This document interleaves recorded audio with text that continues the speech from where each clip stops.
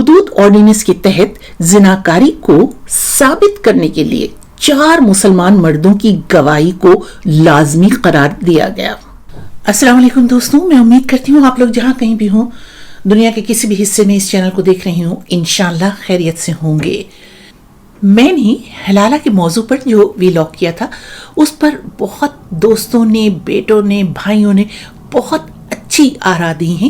ان سب پر مبنی میں ایک علیحدہ الگ ویلاگ کروں گی، لیکن آج میں اپنی کتاب سے ایک باب کا چھوٹا سا اقتباس سناؤں گی، صرف یہ بتانے کے لیے کہ پاکستان میں اسلام کے نام پر کس قدر کھلواڑ کیا جاتا رہا ہے۔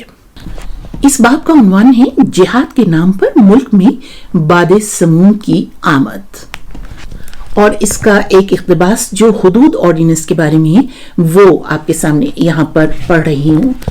1995 میں بیجنگ میں ہونے والی عالمی کانفرنس میں عورت کے حقوق کو انسانی حقوق کے ساتھ منسلک کر دیا گیا، جس میں پہلی مرتبہ یہ تسلیم کیا گیا کہ ایک انسان کی حیثیت سے عورت بھی مرد کے مساوی حقوق رکھتی ہے، مگر پاکستان تو لگتا تھا کہ ایسے جزیرے میں بستا ہے جہاں عالمی ایوانوں کی آواز نہیں پہنچتی تھی۔ ہمارے ملک میں جنرل ضیاء نے اپنی منتخب کردہ اسمبلی سے اس آرڈیننس کو یعنی حدود آرڈیننس کو قانون کا باقاعدہ حصہ بنوا دیا تھا، اور اسے تبدیل کرنے کی بالکل کسی میں ہمت نہیں تھی۔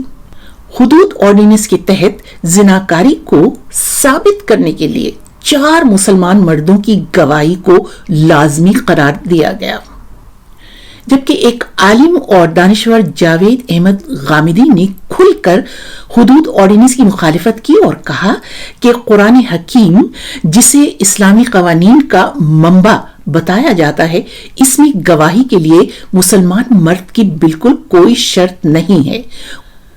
ان کی دلیل بہت مضبوط تھی کہ زنا کے لیے ایسے 4 با کردار گواہوں کا ملنا ممکن ہی نہیں ہوتا، لہذا عورت اپنے ساتھ زیادتی یا زنا بالجبر کو کبھی بھی ثابت نہیں کر سکتی۔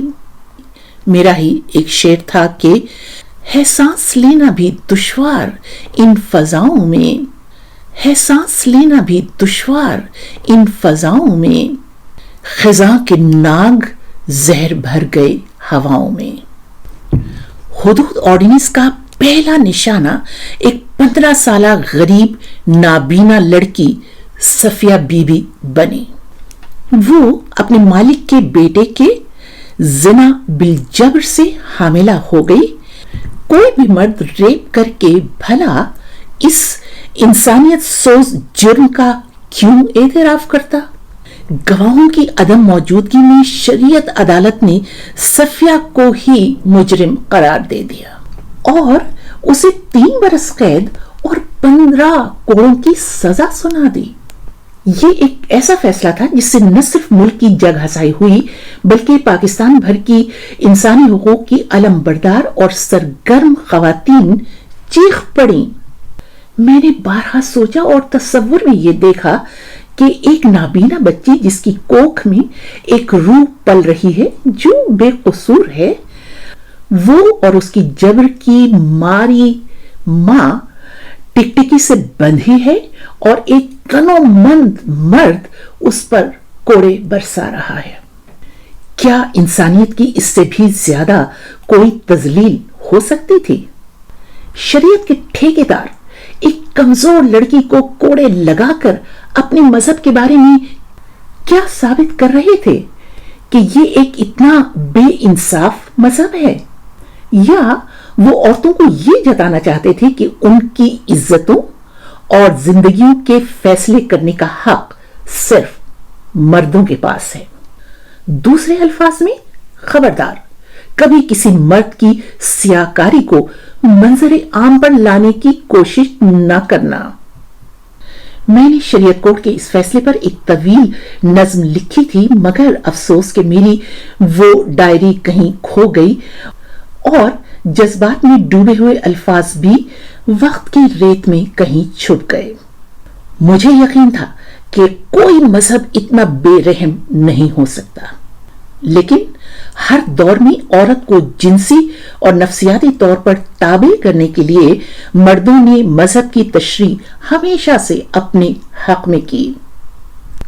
بہرحال میرا سلام ہو پاکستان کی عورتوں پر کہ وہ ایک آمر مطلق کے دور میں بھی اس بے ایمانہ ناانصافی پر خاموش نہ بیٹھی اور سڑکوں پر نکل آئیں۔